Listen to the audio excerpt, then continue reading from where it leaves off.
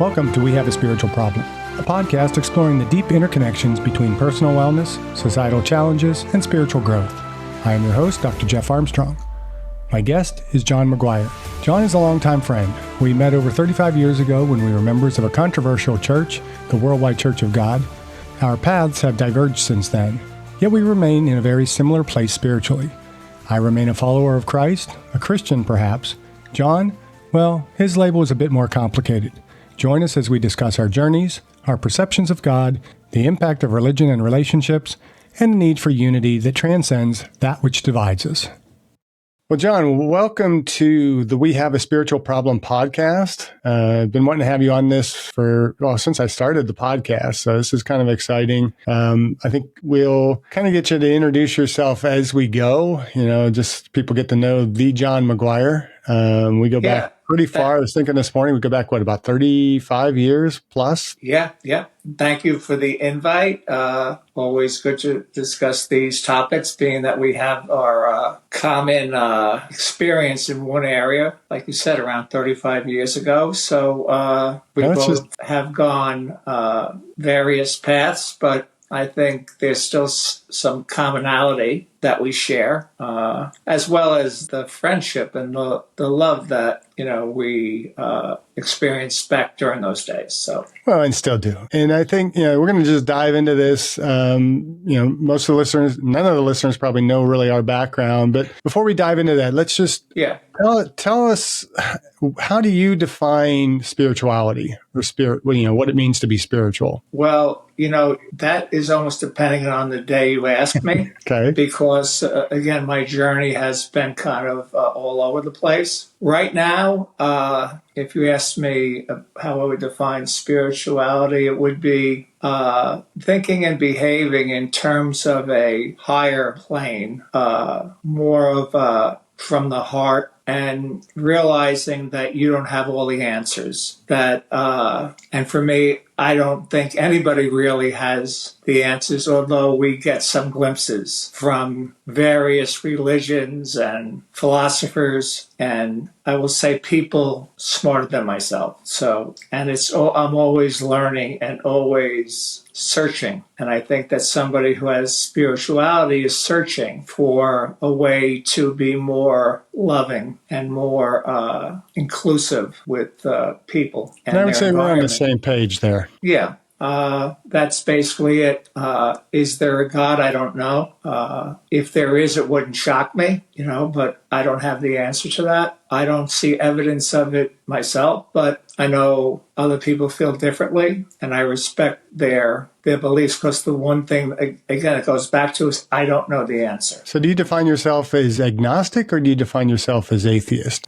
I go back and forth on that too. I would say agnostic, but I don't think there's really that much of a difference. I've gone from, Catholic to Christian to maybe deist, where I believed in that there was something behind it. But what that is, who it is, who she is, I don't know. That might be where I am sometimes at times too, when I see things that seem too great to have happened by happenstance. But then again, my, journey away from believing in a God is not a doctrinal thing, but more of the realization that the suffering in this world is too great for me to believe that a God would allow that. I'm not talking about my own suffering. I'm talking about, that in a tsunami, say, 13,000 people and children are decimated in, minutes, or, people killed in the Holocaust while they're literally screaming out to God to save them.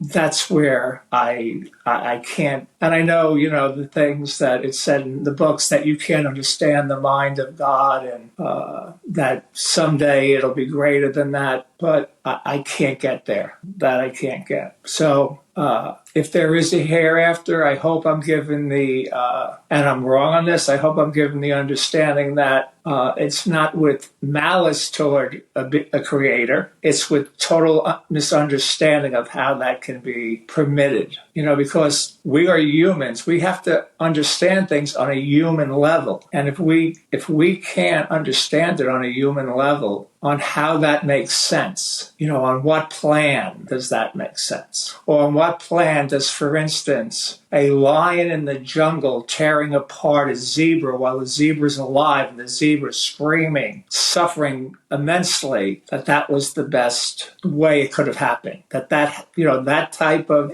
that it even, not just to humans, it goes to animal kingdom, that they have to suffer in, unimaginable ways. That's where I'm lost. It's not like, oh, I don't believe in, or like I'm offended by some preacher or their doctrine, or say some church didn't do the right thing, so that means I will no longer believe. That's not, and I know there are people when, in my own journey, when I left, quote unquote, the faith, that was their understanding of me, that I just didn't want to tolerate my own suffering or my own whatever. When, to me, it was easier to live a quote-unquote Christian life because everything was defined for you. Living as an atheist, agnostic, or what have you, is you have to make your own choices, and they're difficult, and you don't know the answers. Whereas in most cases, a Christian, you know that if the Bible says, do not do this, you don't have a choice. You don't do it, So it's defined for you. It's easier to make those decisions. I've found it harder to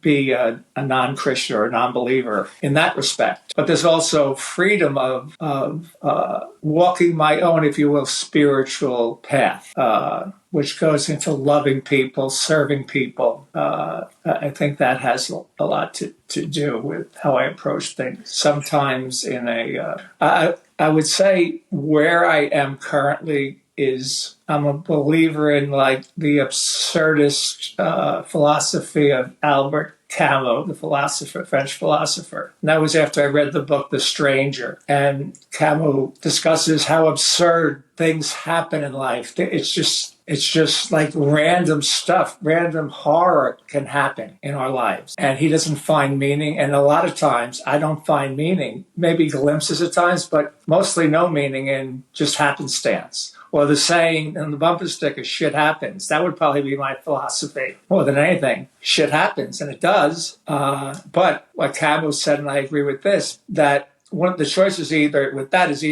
to kill yourself, which he didn't believe was a choice, and I don't believe is a choice, or to use your creativity to make meaning in this world. And that's where the spirituality comes in, to create, and not to be my own God by any means, but to find ways to have meaning. When you see a little child and the honesty and candidness of a little child, things like that you find meaning in that. They don't learn to be hypocritical. They have to go through society to understand when you have to lie, right? Because it's socially acceptable. You can't hurt somebody's feelings. Well, kids will hurt your feelings when they don't understand that. So I find it fascinating and refreshing to be around my grandchildren and other little kids and listen to them and how honest they are. And I find meaning in those things. I find meaning in my relationships. I learn from everybody. I truly learn from everybody. And sometimes you learn bad stuff. Mostly, I think you learn good stuff. And I can remember, for instance, I'll reflect back when I was a member of the church and I was driving to I was coaching basketball and I had a bunch of kids in the car. We were going to play in a basketball game and there was an accident. We were late getting to the game and I was getting really angry. And one of the little kids in the car said, Mr. McGuire, you have no control over what's going on. Might as well just accept it. Now, here was a kid maybe 8 years old. Now, I could have, as the adults, so to speak, shut him up and say, shut up, kid. But I said, you're 100% right. I'm sorry. I need to chill here. Sorry, kids. That's how I think I live. I lived that then and I live now, that you can learn if you're willing to listen and yield from everybody you speak to, everybody you interact with. So I think that's a lot of my spiritualness right now. And to do no harm to people. Like, I don't want somebody else's stuff. I don't want to steal. I don't want somebody else's wife. I don't want to commit adultery, So those are Christian tenets, right? Those are, and I think they're the same in the Jewish faiths and probably in the Muslims, although I don't know their books. But I believe that. Like, I don't want that. I don't, and I think the people who go wrong quite often want that stuff, want what's not theirs, wants power. And, I don't really look for power. I know I did when I was young. I was an athlete and, a strong athlete. And I looked for power in that, but it was fleeting. In athletics, you only have a small window to compete in. And if you don't, get through that window or door in the time period where you might have been good enough to advance, it shuts rapidly. And then you're left with yourself as a person. So you realize you're really not that powerful. And you have to learn how to get along in the world with your coworkers, your friends, your family, and do it with trying not to be violent, because violence is easy. I mean, I think all of us, when we're driving down the road, when somebody merges on the parkway incorrectly, I mean, we'd like to take that person and rip them out of the car sometimes, because it's not just that they inconvenienced us. We know the move they made could have killed 5 or 6 people, that if we weren't the one behind them to avoid them, if somebody without the reflexes that say we had then, and that there's people on the road that do that. So it's easy to get that angry where you might want to commit violence. But then I know that I heard this one thing that said, don't always attribute malice where it could be ignorance. And that's true a lot. Like, we might think the person did this traffic thing because they just want to be antisocial. And sometimes that it is so. But sometimes they're just, they don't understand maybe that traveling at 40 miles an hour in the left lane is not right, because they're either an inexperienced young driver or somebody compromised in their older age, something like that. So, we can attribute to them malice, but I think a lot of times it's best probably to just evaluate it on ignorance. Saves yourself a lot of angst, if you will. And see, I don't think we're necessarily on a different page. I think, when you talk about suffering and having a purpose, I don't think we could have spirituality if we didn't have a degree of suffering in the world to be able to see the need for God, to see for, the need to be more united. And I keep going back to Pierre Teilhard de Chardin's quote, where he says, we are not humans having a spiritual experience. We're spiritual beings having a human experience. Right. And so I think it's interesting, and we might need to kind of go back into kind of where we have that commonality in our faith that is somehow kind of divided and kind of diverged us, but we're still kind of on that same path. And it's one of the reasons, I think, as I look at my own path and as I look at, other people's journey, we talk about it, a spiritual journey, there's so many different faiths, there's so many different avenues to find what we can label as God, or maybe not label as God, but find is that spiritual experience where we are more caring, more selfless individuals. It can involve religion, and religion can screw the path up at the same time. And so kind of for our listeners, you had a little bit more straight path than I did. I went from being born Catholic, really having no memories of being Catholic. My family went to Mormon church for a while. So I was baptized Catholic, Mormon, and then later in the Worldwide Church of God. But getting to the Worldwide Church of God, it was like I went Methodist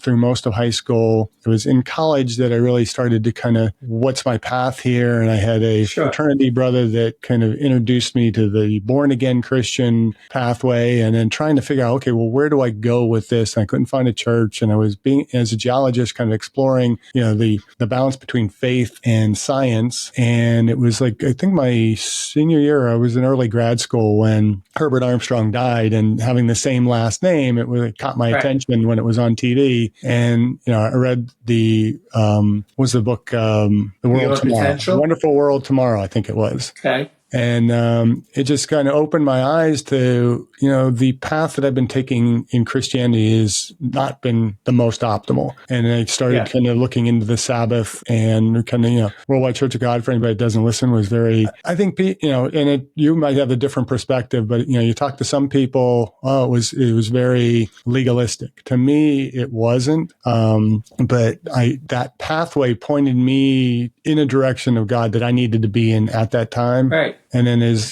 that kind of changed and became much more mainstream Christian. And now the church really, it exists, but it doesn't exist in my mind because it's completely different. And then I went the pathway of, going to a number of different churches when Pam and I got married. And then suddenly we went to Rob Bell's Mars Hill Bible Church in Michigan, really getting a different perspective from that. And it just, each step along the way to me has given me a different perspective of God and my purpose. Now, by no means am I doing things better. In fact, I think when you start looking at perspective of how we treat other people and all that, you do a far better job than I do. And for you, how did you get to that point? Of treating people? Well, no, I mean, getting to that point of, your experience going from basically Catholic to Worldwide Church of God to... Well, yeah, I grew up, my mother was a strict Catholic. My father didn't go to church. But my mother was a zealous Catholic and Irish, which meant she was very superstitious. Saints, sayings, I think I don't think it helped her. I think it helped make her neurotic. At some level, it helped because she was, I'll describe my mother, to know about my mother was when my cousin was dying of AIDS and he was suffering and he was sweating, my mother would wash him, clean him. And that's when people were afraid to touch people with AIDS. And my mother would, without fear, sponge him off and clean him and hug him and what have you. So she was compassionate, and that's how I understood my mother. So that part of her spirituality helped me. The other parts of the legalistic stuff of being very rigid, I guess, in beliefs, that I don't think that helped her. I don't think that helped me. But for me, the journey, why I guess sought out God was I was struggling. I was depressed. I was gambling compulsively, drinking alcoholically, was in AA, Alcoholics Anonymous, was in Gamblers Anonymous, and I knew I needed to change. So when I started listening to the World Tomorrow broadcast again with Herbert Armstrong and read some of the literature, it made sense to me. And it really, even though I left the church, it was my salvation in a sense because I'd probably be dead if I had not gone into the church. The path I was on, the way I was abusing myself, probably would have been to my early demise. And so when I've talked to some people who were former members of the Worldwide Church and complain about the tithe that they paid, I'm not one of those because I don't regret spending that money on the tithes, even though I don't think it was always going to a good cause. That tithe is what kept me alive. So it was well spent money because had I not gone that path, had I not been that committed to being a Christian and a member of that church, I wouldn't have given the money and I would have been out of the church and I probably would not be alive today. So I don't count it as a loss, even though I do think the church was legalistic in some things. I think some of the paid ministers were, I think you could call them almost evil. They were damaging to people because they were so their way or the highway, not compassionate people, very, the whole business of, making fun of, say, the Catholic priests for the robes and, the pomp, if you will. But yet they had reserved parking, for services, right? And at the feast, they did get the chief seats in the places and people kowtowed to them with the whole Mr. thing, That part I didn't like. But with that being said, there were some of those ministers who were very loving people too. I wouldn't describe the entirety of the ministry as like that, but there were enough. And we had a common friend, who I don't want to mention his name, but we know who he was, a lay minister who was probably one of the most generous, compassionate people I've met in my entire life, who went out to people who were in trouble in the middle of the night countless times and always had an ear for people. And probably, I know he didn't lead a long life. I'll bet you the stress of doing all those things might have led to his early death because he was a person who served. So there was that in the church. And, seeing those examples, I think, helped me to understand what it's like to be selfless, and to be someone who doesn't count serving somebody as being weak, So even though I'm not a practicing Christian, there's enough positives and enough good things that happen that I'm not antagonistic toward it, or toward, even though I'm not a believer.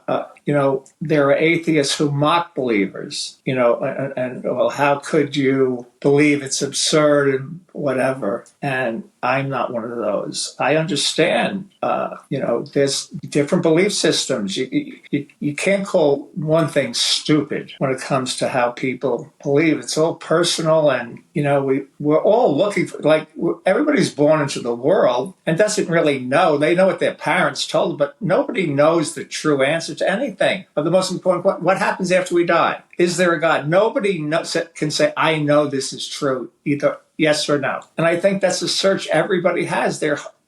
I think collectively, the human race just denies that fact that we're all going to die someday. We don't really speak about it. And what is the purpose? And I actually feel like the whole salvation theology shouldn't really matter. Who cares if there's an afterlife? I mean, yes, it's great. And if that's where it's going, that's great. But to me, the whole purpose of our living is to be in the here and now and do something with this blessing of existence that we've been given. Well, think of the math to be one of the people to come into the world. I mean, just based on the mathematics of sperm and egg and all that, to be the one that got to the place where it fertilized out of the competition of all a lot of stuff had to happen for each person to gain entry into this life, right? Right. So you are lucky, to be one of the people that came into existence. And I do agree with you about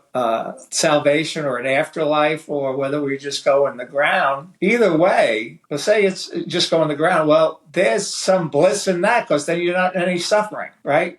Your thoughts cease, say. So it's not like you're tortured if it is that you just cease. If there's an afterlife and you're in some nirvana, some paradise, that's obviously amazing. I guess the other alternative would be some hell. But if there's a God and it is a loving God, I just can't conceive of a loving God torturing any creation, because we know what could our child do? What could your son or daughter do that would make you want to torture them for some infraction to your, say, family rules, right? I mean, you might be mad at your child for a day or so because they did something dangerous or stupid and you're a little bit pissed, but you're not going to not talk to them for 3-4 months even, let alone eternity. Yeah. So I can't get with a punishing God. Maybe there is, but I can't get there. For me and and again, I think of everything that I have a limited understanding. I'm not some scholar of anything. I'm talking from the human experience of what I've experienced in my almost now 70 years, and this is what I've come up with. But I've never really bought into the whole Dante's, heaven and hell, and it's a man-made creation. Kind of that whole concept of a burning in hell is like you said, Dante's Inferno. It's a man-made concept that's come to represent what hell would be. And that, another part of spirituality, I do meditate. And I've enjoyed reading some of the Buddhist teachings, if you will, and, their whole thing of the craving and the wanting, like the abnormal. Everybody wants things that are okay. You want a good job. I'm talking about, say, craving for power, craving to be the richest, craving for whatever this thing is. That's what leads to your suffering. That's where a lot of the angst, or I hear people talking about, being around my age, people that I grew up with, talking about their legacy. What are they leaving? Well, pretty much nothing. Nobody leaves anything. Like even the greatest people is, the Wikipedia page is what, 3 or 4 paragraphs. That's what now listen, those men and women are great people. And we've learned a lot through those great people throughout history. But if you're looking for a legacy, most of the people that ever lived don't have any real legacy. You just live, you do the best you can, and then it's over. So to get caught up in, I have to strive to have this, to be known for, give that up. Because that leads to your pain. It's like a vanity, if you will, to strive for that. Live today with the people that you love. What you do good today for those people or the people that come into your path. Go ahead. I was going to say, I somewhat disagree with you on the legacy piece. I think it's the attitude behind the legacy that you want to leave. I think everybody should desire to leave a legacy, but it's not to your self-glorification. It's to the benefit of others. It's like being other-centered and being, having a positive impact on the lives of others. And, when you talk about legacy from a standpoint of like celebrity and power, that's pretty much. It really brings it the common person into a more insignificant life. And I always like to think of extraordinary, with parentheses around extra, we're extraordinary, where you have that person who thinks that they don't have the most impactful life. I'm just a janitor, or I just, work at the coffee shop. But, the people that you interact with every day, you have an impact on, and the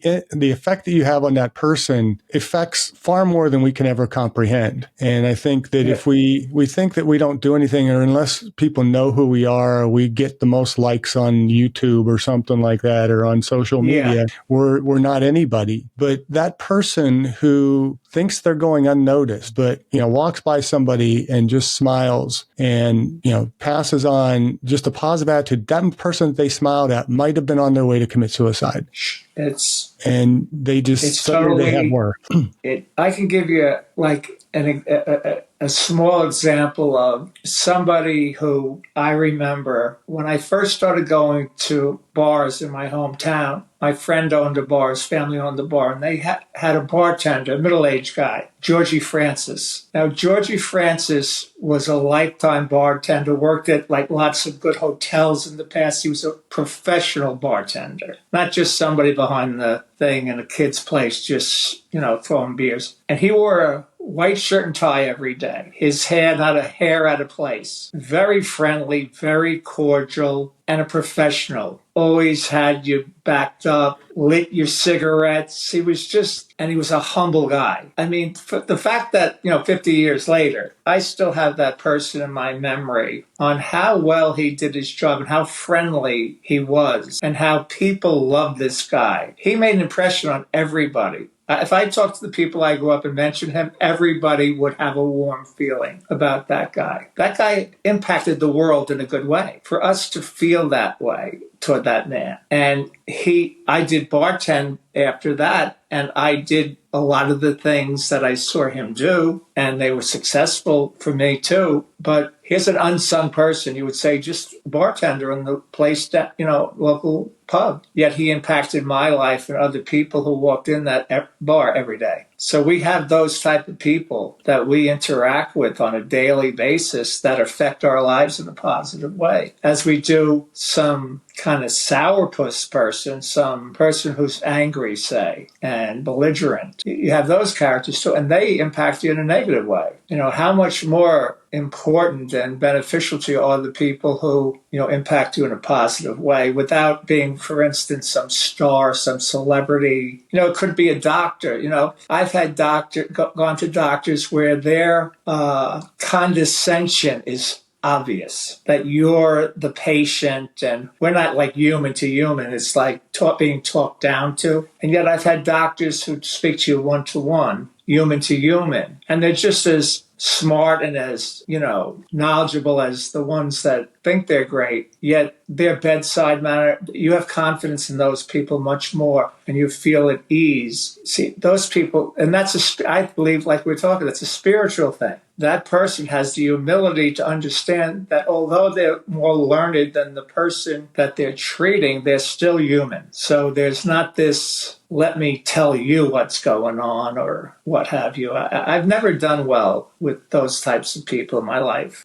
Never been at ease with those type of people. I'm not sure why, but I don't gravitate to people like that. I think what you're describing is the title of this podcast. We have a spiritual problem. I mean, that's right. Yeah. Why we identified the need for this podcast is it's not about religion. It's about how are we interacting with the universe, with everybody that we can impact. And so question I have for you as we begin to kind of wrap up for today.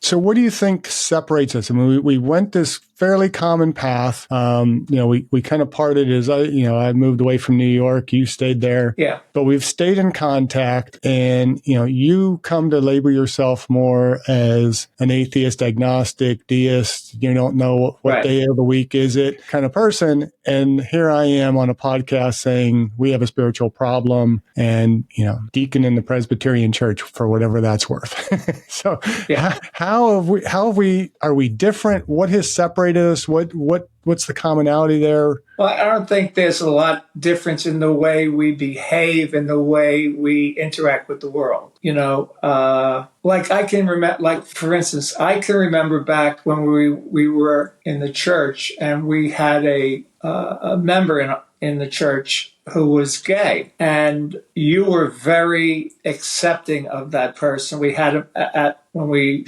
were roommates, we had him to our home for dinner several times. So, and you knew that he was not accepted really by all the membership. And I believe that was your effort to show this person that we didn't think of him in negative terms. We knew he was a human being. He was a member of our church. And it was our effort to be inclusive, even though we weren't gay, but that wasn't the criteria. We didn't care that was the person's, they weren't at that time, because they were in the church, they weren't actively participating in the gay lifestyle, because in the church that we belonged to, that was considered wrong. But they didn't participate in that at that time, but they were a gay male. I think those are the types of things that we have the commonality. And I would imagine you're still the same as I'm still the same about race, about, lifestyle choices, whatever they might be, that doesn't separate people and make them not worthy of our love and respect. And that we're all the same, we're all the same. When I look around and see all cultures in the world, which of the cultures, when their child is born into the world, isn't thrilled, isn't rejoicing at the prospect of a new child and the hopes of the child's future? Every single one, I believe. So how different are we? We're not. Everybody wants good for their kids. Everybody wants to live a peaceful life. It's the maybe 2% of the sociopaths and psychopaths that live amongst us that prevent that. That's how I see it. There are people that don't want those peaceful things. They want it all for themselves. They want maybe to have, billions and billions of dollars that they can't spend in 100 lifetimes, like it's a Monopoly game, or to be the most powerful and coveted person, or we have those among us. But I think the majority of people are the same. And I think you and I have probably come to recognize that, and whether mine is without God or the understanding of God, and yours is with a belief in God, I think it's the same journey in essence, So, and I think that's pretty much why we're still friends and why we still communicate, is we recognize that whatever the titles of the beliefs, whatever the description is, the people are still the same, and I think trying to include everybody is important to both of us, and especially in this time of a divided country and the electorate. We do have a spiritual problem, as you're saying. There is more now of a spiritual problem, I think, than I've seen in the past, although maybe I'm just ignorant to how it was. I certainly didn't live at the time where slaves were something. That was not a great spiritual understanding when you were in the United States, where you were allowed to own people. And even the Bible, supported it in a way. Paul didn't condemn the slave owner who owned the servant Philemon, although there's many scholars that believe that Paul actually did not write Philemon, and that it was a subordinate of Paul's that actually wrote that. But even the books that we've used to be spiritual have some things I think that's missed, because we as humans are fallible. And but like you say, it's like I remember for myself, there's one thought that I still use, and I used it for the last 35, 40 years, is how can I put wind in somebody's sail today? What can I do to put the wind in, like, somebody I meet, somebody I encounter? And that's what I try to do without flattering them. I can't lie to them to do it. It has to be something honest, right? It has to, because if you're flattering, you're lying. There's no spiritual point in that, But most of the time you can find something encouraging to say to somebody, or express to them how you're glad they're in the world. You're glad that they're your friend. You're glad that they're your child, or they're your wife, or they're your mom, whatever. I think that's a good way to keep you in a spiritual, frame of mind. And I was going to ask you to kind of give us some final words of wisdom to kind of wrap up the podcast, and I think you just kind of gave it. So, any last summary words for? No, I'm just grateful for Jeff, for the time with you. I think the love and respect I have, and admiration for you in the journey that you've taken since we were hanging out back then. I look up to you, and always count you as a good friend of mine. And me likewise. And I think, it's important for us to kind of understand as we go down this spiritual journey, and whether one wants to define it as spiritual and not spiritual, define it as, God-driven, universe-driven, may the fourth be with you. Yep.